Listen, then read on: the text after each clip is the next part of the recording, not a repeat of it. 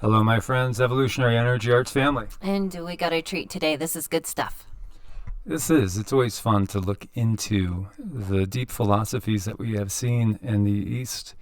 And, it's so interesting because they knew so long ago what we have just discovered with quantum physics.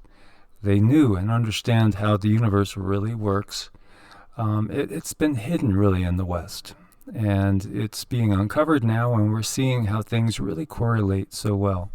We're learning things, and I'm really glad this material is widely available now.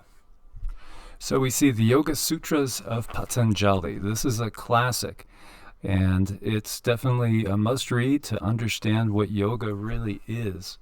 Now, first, I want to just kind of look at where we have been recently and with a lot of the mainstream science where we still are, viewing things as just basically a big clockwork universe, a mechanical universe, a physical universe, and not taking into account the spiritual side of things. And spiritual, really, when we get down to it, it's just talking about different densities. Again, it's talking about a multidimensional universe, a consciousness that is not just a product. It actually is not even at all a product of the brain, really.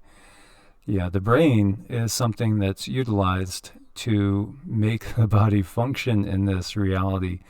But our consciousness it's not limited to the brain. While the brain can suffer trauma, go through societal conditioning, and all sorts of indoctrination that bring us to a limited framework of beliefs about what we really, really are. In the East, especially when we look at the works of Patanjali and others of this tradition, you find that what are we really talking about? Well, we're talking about what are we really? What is consciousness in and of itself? It's not necessarily about bowing down and worshiping certain deities, not at all. No, the question is, who are we? What is consciousness? And of course, what happens to us when we move from this limited frame of existence? As we see some of Einstein's thoughts, a human being is part of the whole called by us the universe. And now many people use the word multiverse. A part limited in time and space, he experiences himself, his thoughts, and his feelings as something separated from the rest. A kind of optical delusion of his consciousness. This delusion is a kind of prison for us, restricting us to our personal desires and to an affection for a few persons nearest to us. Our task must be to free ourselves from this prison by widening our circle of compassion to enhance all living creatures and the whole of nature in its beauty. And that is our task right now. It's to move into a heart-centered fourth chakra consciousness. And it's a beautiful thing. We are moving into that. It's a slow but steady process, and it does require a sense of knowing the self-realization. So when we see this statement, there's a lot of wisdom there. And in fact, this statement itself was reiterated thousands of years ago in the East again. All matter originates and exists only by virtue of a force. We must assume behind this force the existence of a consciousness and intelligent mind. This mind, is the matrix of all matter. And that's Max Planck, one of the founding fathers of quantum theory. A brilliant person. And again, it's all about the mind, not the brain, but the mind, the self, the consciousness that exists behind this, and the unity that exists behind that. And as we've said many times, Tesla has said, if you really want to find the secrets of the universe, think in terms of energy, frequency, and vibration. Ultimately, everything's energy. Energy can't be created or destroyed. It just changes form. And depending on where our thoughts are at, we can shift our vibrations. And this is the number one key battle that we find ourselves in right now. It definitely is. With all the world issues that we're having, they tend to keep us in a low vibration by being in fear. So everything is everything. When Buddha says all is illusion, all is Maya, he isn't saying that nothing's real. He's saying that your mind's projections onto reality are illusions. He's saying that the elements in the universe that form every physical thing we see, solid, liquid, gas, if they're taken down to a subatomic level, they don't exist. And so therefore, they don't exist in as much as the way we would perceive them to exist. They're potentials. Everything is potential. It's all about the viewer. And so, we are the viewer. We are not the mind, we are not the body. And when we say the mind, we mean the limited intellect that resides in the human brain, the physical human brain, that uses this brain as a tool to utilize the body for this 3D experience. So therefore, all we see is illusion, because it's shape or form, not true essence. The essence is the reality. Consciousness is the reality. So the meaning of yoga, the word yoga has been derived from the Sanskrit word yug, which means to join or unite. So yoga is the union of the individual soul with the absolute or divine soul. Yoga also means unification of physical, mental, intellectual, and spiritual aspects of a human being. And yoga is the science of development of a person's consciousness. And there's many different types of yogas, which we could go into in later videos, such as hatha, which many people are familiar with, and that's more the physical yoga that most people think about. And then hatha yoga could be subdivided down into so many different types. There's so many different types of hatha yoga. And then there's things like royal yoga or Raja yoga, which is more concerned with, again, controlling the thoughts. And then we have bhakti, which is the yoga of devotion, which is a wonderful tool to use to become heart-centered and move up in density from where we are now to where we want to be and where we're going. So yoga is far more than just certain positions that we sit in every day. It changes the consciousness. So we say namaste, and so namaste means my soul honors your soul, or the source that's within me, the God that lies within me, honors that which is within you. Or you could say, I recognize the God in me recognizes the God in you. I honor the place in you where the entire universe resides. I honor the light, love, truth, beauty, and peace within you because it's also within me. And sharing these things, we are united, we are one, and we are the same. So when we see this, we could see that there's so many of the Christ teachings which resonate with this. He said, I and the Father are one. It doesn't mean that only him and the Father are one, but he and the Father are one. For if it was only him that could be one with the Father, and that means basically achieving union, achieving yoga, achieving samadhi, then how could we do greater things than he did, which he also said? It would be an impossibility. And if God is, again, omnipotent, omnipresent, omniscient, and is basically, the very definition means that God's source lies within every one of its creations. So again, it's reflecting that we are one. And so this is a PDF, a translation into English from Sanskrit of the Yoga Sutras. And I just want to look at a first couple of them, because really these are meant to be pondered and meditated on. And the very first one basically translates to now the teachings of yoga. So the second one we could meditate on for days, weeks, months, and years. And many people still will not be able to achieve it. And so yoga is to still the patterning of consciousness. It's all about recognizing what some have called the monkey mind that can't sit still. And just sitting still is so hard for so many people, just to sit still, not even to quiet the mind. The best way to do it is to focus on one thing. So you could do something like a candle meditation, where you just stare at the flame and just kind of become the flame. Just stare and just try to let everything else go. Mantras work beautifully because when we just constantly repeat one mantra, especially the Sanskrit mantras, which are tuned into our chakras, they're tuned into our energy body. And they will get rid of negative energies, they will break down stagnant patterns, and they will allow the pure energy flow of the life force through the pathway of the Kundalini, the Ida, the Pingala, and the Sushumna. The three main nadis, they're channels of energy in the body. When that happens again, it needs to be the case that we have all of our chakras open. We could open them through intention and vibration. Again, Tesla said the keys to the universe, think in terms of energy, frequency, and vibration.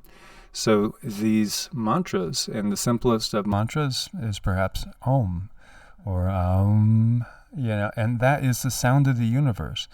And just by stilling ourselves down into that one sound, that one expression, and repeating it until the mind stops its crazy thoughts, oh, I got to go to work tomorrow. Oh, I'm going to be late for this meeting. Oh, we need to go shopping. Oh, that bill is due. Oh, how am I going to pay the rent, the mortgage?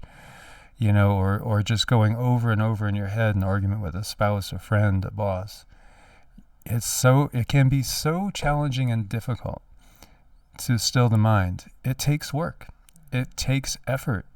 And it's not just something where you could say a word or do a deed and all of a sudden, boom, you're good. You've achieved it. You have union with Source, with God. No, it's a process. And so when we break it down, we see it's the process of yoking, process of union, consciousness. And so we break down the words yoga, sita, vritti, nirodha. And so it's a process of stilling the mind. And one of the techniques that can be good, which I've used in the past, when certain thoughts keep creeping in, I just see a river. You could just see a river. The thought comes. I place the thought in a boat, and I just watch it just go down the river and disappear. There's so many different techniques we can do. But again, mantras are very powerful. They are. And a couple of things that I do. Well, one thing you need to do is your monkey mind. You need to give it some instruction. And one thing that helps me sometimes is when I tell myself to just focus on my breath, breathing in, breathing out, breathing in. Then you've given your mind something to do, which is very, very important to slow it down. And then the candle trick is another thing that I do, focus in on that. So it does take time, it takes effort, but you know what? It's worth it. It's so, so worth it to train your mind to behave. Another thing is proper breathing abdominally through the diaphragm, because when we breathe through our chest, we're staying in the fight or flight mode. And that will produce cortisol. You can't relax with cortisol production. You got to flip the switch and get into the rest and digest side by breathing through the diaphragm, slow rhythmic patterns. Another great technique is starting to just count your breaths and follow your breaths. So you might do, and you could do anything that feels comfortable with you, and in time extend it outwards and slow your breathing down more and more. And you will find as you slow your breathing more and more, your mind will still more and more. But you might even do just a 4 count in, hold for 2 seconds, 4 count out, hold for 2 seconds, and then just follow that pattern. Just follow that pattern. Maybe set yourself a timer if you want to. If you're pressed for time, make sure to give yourself at least 10-20 minutes if you could. I suggest some people start with a minute if you need to. Okay. But just following the breath is another tool. And so typically when I get deeper and deeper into meditation, I will find that my breathing will slow to the point where maybe it's 1 inhale in a minute and you're holding for 30 seconds and then you're exhaling. And there are yogis that can reduce their heart rate to being almost not felt by doing this, because the mind controls our reality. That's the ultimate to this. So stilling the pattern of consciousness, that is, there's nothing bigger than that. Recognizing your thought patterns. And then we could reprogram ourselves. We really can. Yeah, and where where the body goes, the mind follows. So if your mind is racing, racing, racing, make the body sit down, slow the breaths, should slow the mind. So next we have Tada, Drastu, Zrarupe, Arvastanam. And that means basically then the seer, the true essence, your own real essence, can abide in its very nature. So pure awareness can abide in its very nature. Only when we can overcome the repetitive patterns that are constantly going through our mind.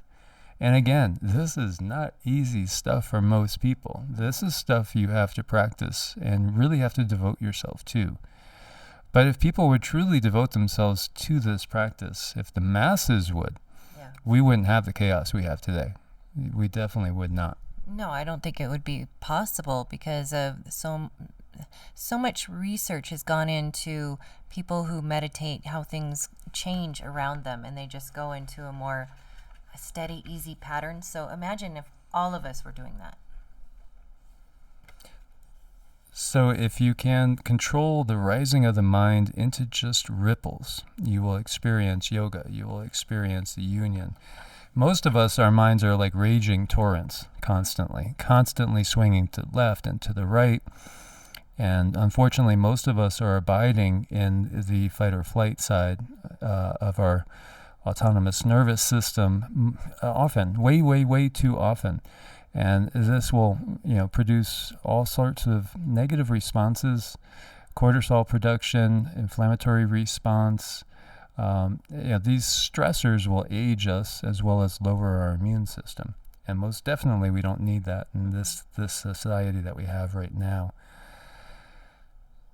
So the mind is not the brain, and yet we are not even the mind. We're the observer. And some of you that have studied, you will recognize this. Really, one of the best analogies I could give is simply the fact that, if you're playing one of these VR games today, a virtual reality game, and maybe you have the headset on and everything, and you're so into the game that you don't even notice anything else going on in the room around you, any other people. Well, that's basically kind of what we are doing, is we are basically playing a VR game here, in a sense. This is a learning experience, and ultimately we are source that has basically broken itself up into so many little components, but still every little component contains it's basically not only a holographic universe, but it's one in which, as we have said before so many times, as above, so below. It's a universe that contains the all within the individual. Mm-hmm. Yeah, and the mind is also a receiver, and it receives all kinds of information and influence from outside of us. So it does definitely help if you learn how to respond to that information. So we are basically fractals. You could view it, and it is a fractal universe. And we see the repeating patterns in nature all the time. So the ultimate goal of really all the Eastern systems, whether it's Buddhism, Hinduism, Jainism, as well as the teachings of yoga, the tantric teachings as well, it's all about self-realization.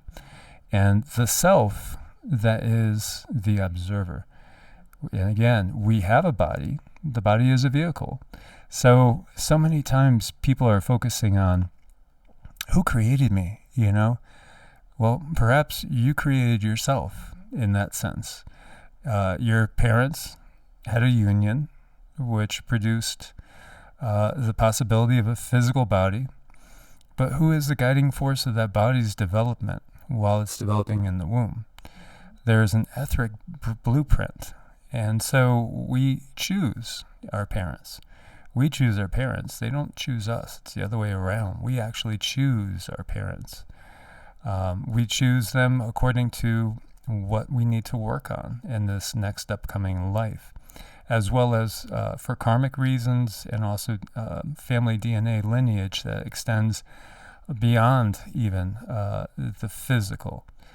So there's a lot of different components to it, but we choose our parents, and we guide the production and the blueprint of our own body. We choose the time to enter, because the matrix of this universe includes things like astrology, where are the planets, because the planets have different impacts on our lives. So we step in at a point, or we try to create that step-in point. Sometimes it doesn't manifest exactly as it should. That will help us best to achieve the things that we need to achieve in this life and learn in this life. Very, very important stuff, self-realization. And it's not about being selfish. It's about understanding who you are, because if you know who you are, you can accomplish so much more in this life.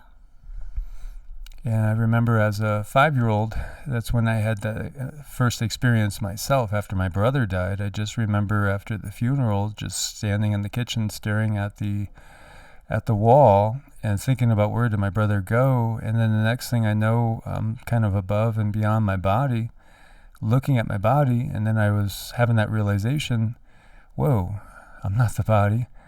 I'm in it, operating it, but I'm not the body. I'm outside of the body. And I think I had that probably from past life work and meditation, is why I had that experience at such a young age. It's just knowing I'm not the body. I have a body, and societal conditioning can definitely play with your mind and lose your true sense of self, because I did like myself as a kid, even though I was picked on by a lot of other kids because I was very different, which caused me to go even farther within. And, I was a crazy little 8-year-old meditating in this closet. And, unusual, but still I liked myself. But then I started to lose touch with myself as a teenager, when you're out there with your friends and you're starting to date and things like that. And I didn't really find myself again for, I lost myself for like a little while, maybe less than a decade, really. But still, it was an impact, and it made me realize I want to get back to knowing myself, that gnosis. So gnosis is experiential. If we go and look at the Gnostic tradition, it's all about experience. You can't achieve it just simply by reading a book or saying a few lines or doing an act. It is something that takes deep work until you actually experience it. And then when you do get those self-realizations or those epiphanies, my gosh, they're so worth it. So I will stop this one right here, and we will go deeper into more of the Yoga Sutras in the future, if you guys so like. We'll see how your response is to this. The difference between so many of the philosophies of the East and what we find in the West is that it's an exploration of consciousness. It's an exploration of how the universe really works. It's not about subservience to any being or beings. It's about really learning, who am I? What am I? And what is my purpose? And, my purpose, in one aspect, you could say, well, ultimately, your purpose is to serve Source, to serve the Creator. And yeah, that ultimately is it, because the Creator has decided to, again, experience its own creation through so many different lenses, a kaleidoscope of different individual experiences. So again, Source lies within each of us. As we always say, we say namaste, because we recognize that fact. And so it's not about giving your power away. It's not about adapting and conforming to one set of beliefs. It's about being a unique version, a unique expression of Source. And in other words, just being yourself, but realizing who you are first. That's the most important thing. And I think that in this society, we've been taught that, exploring the self is selfish, but I think it's just the opposite. I think you can give so much more when you understand yourself. So as always, my friends, thank you for your support over on Patreon and Ko-Fi. We couldn't do it without you. Please check out evolutionaryenergyarts.com. And if you guys want to set up an appointment, just reach out to us at evolutionaryenergyarts@gmail.com or EEARTS@protonmail.com. As always, namaste. Namaste.